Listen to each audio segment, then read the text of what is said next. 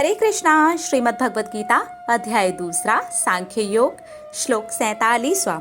कर्मण्येवाधिकारस्ते मा फलेषु कदाचन मा कर्मफल हेतुर्भूर्मा ते संगोऽस्त्व कर्मणि। आगे श्री कृष्ण भगवान अर्जुन से कहते हैं, तुम्हें कर्म करने का पूरा पूरा अधिकार है। तुम्हें कर्म करने चाहिए। तुम जो भी कर्म करना चाहते हो वो तुम्हें करना चाहिए। जो भी तुम्हारे कर्तव्य हैं तुम्हें उन्हें पूरा करना चाहिए। कर्म करने का पूरा पूरा अधिकार है तुम्हें। अधिकार पूर्वक कर्म करो। लेकिन कर्मों से जो भी फल प्राप्त होते हैं तुम खुद को उन फलों का कारण बिल्कुल भी मत मानो। जो भी फल प्राप्त होते हैं उसमें मैं की भावना बिल्कुल भी मत लेकर के आओ और कर्म के प्रति जो फल प्राप्त होने वाले हैं उसके लिए तुम आसक्त भी मत हो। इस श्लोक का यही मतलब है और श्री कृष्ण भगवान अर्जुन को यही बता रहे हैं। अब इस श्लोक से हम क्या समझ सकते हैं? इस श्लोक से हम सबसे ज़्यादा गहरी बात समझ सकते हैं कि कर्म करने का तो अधिकार है हमें। ईश्वर ने हमें, श्री कृष्ण भगवान ने हमें, श्री हरि ने हमें कर्म करने के लिए आज़ाद छोड़ा हुआ है।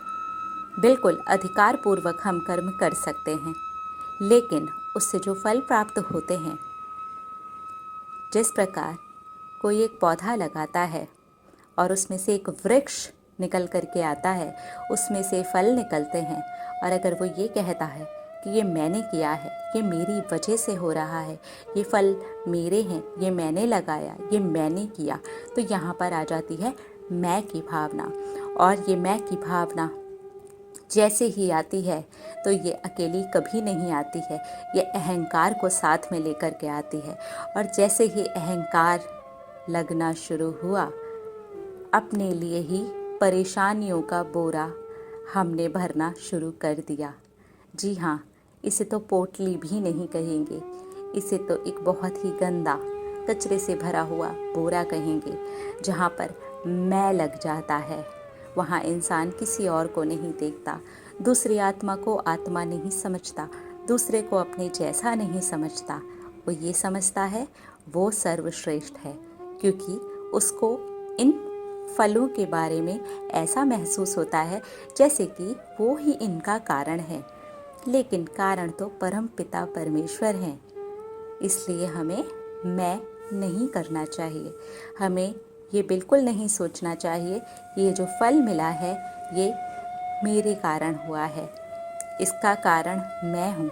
फल चाहे कैसा भी हो, खट्टा हो, कड़वा हो, मीठा हो, कैसा भी हो, उसका कारण मैं नहीं हूँ, क्योंकि मैं की भावना सिर्फ और सिर्फ गलत और बुराई ही लेकर के आती है। इसलिए सिर्फ कर्म करें, फल की चिंता ना करें। अब बात आ जाती है फलों के प्रति हमें आसक्त नहीं होना चाहिए। अगर हम फल के प्रति आसक्त होते हैं तो जो आसक्ति का समय है, यानी कि जो हमें और कुछ काम करने चाहिए थे और उसमें हम सिर्फ आसक्त हैं कि क्या होगा क्या नहीं होगा, तो हम दूसरे कार्य नहीं कर पाएंगे। और अगर वो कार्य करेंगे भी तो ध्यान कहीं और लगा रहेगा, हम हमेशा विचलित ही रहेंगे और अपने लक्ष्यों से दूर होते चले जाएंगे, क्योंकि हम सिर्फ एक फल के पीछे ही पड़े हुए हैं। और आसक्ति लगाने के बाद में हम सिवाय परेशान होने के और कुछ नहीं पाते हैं। जब भी अगर हम ये देखें श्रीमद् भगवत गीता में जिस प्रकार से अर्जुन परेशान रहे पहले कि मैं अगर युद्ध करूंगा तो ये हो जाएगा, तो वो हो जाएगा, तो वो हो जाएगा, तो वो हो जाएगा, मुझे पाप लगेगा, मुझे ये होगा, यानी कि वो पहले ही फल की चिंता कर रहे थे। इसलिए वो बहुत ज़्यादा चिंतित थे और वो ये समझ रहे थे कि ये मैं करूँगा और अगर ये मैंने किया तो मुझे पाप लगेगा। तो यहाँ पर मैं भी आ गया था और आसक्ति भी आ गई थी। दोनों चीज़ें आने की वजह से वो बहुत ज़्यादा विचलित भी थे, परेशान भी थे। इसी वजह से इस श्लोक में श्री कृष्ण भगवान ने ये दोनों ही चीज़ों को करने के लिए मना कर दिया। ना ही तो जो भी तुम्हें फल मिलते हैं उसको अपने आप को वहाँ पर कारण समझो और ना ही फल के प्रति तुम आसक्त हो। आसक्त मतलब उसके पीछे पीछे भागना, उस फल को ही देखते रहना। ये बिल्कुल वैसी ही बात हो जाएगी कि एक बीज हमने मिट्टी के अंदर डाला है और पौधा बनने का हम इंतज़ार ही नहीं कर रहे, बस हमें एक ही जल्दी लगी हुई है, वो बीज किसी भी तरह से अंदर से फूट जाए और हमें लबालब मीठे मीठे पके हुए आम मिल जाएं। लेकिन उसका तो अपना समय है जिसे हम डिवाइन टाइम कहते हैं। इसलिए हमें डिवाइन टाइम का आराम से बिना विचलित हुए इंतज़ार करना चाहिए। और जब हम इंतज़ार कर रहे हैं तो उस बीच हमारे जो भी कर्तव्य हैं, कर्म हैं, कार्य हैं, हमें वो करने चाहिए। क्योंकि अगर हमने बीज डाल दिया है, कर्म कर दिया है तो फल ज़रूर मिलेगा। मिलेंगे अगले श्लोक में और देखेंगे हमारी श्रीमद् भगवत गीता हमें क्या शिक्षा दे रही है। हरे कृष्णा।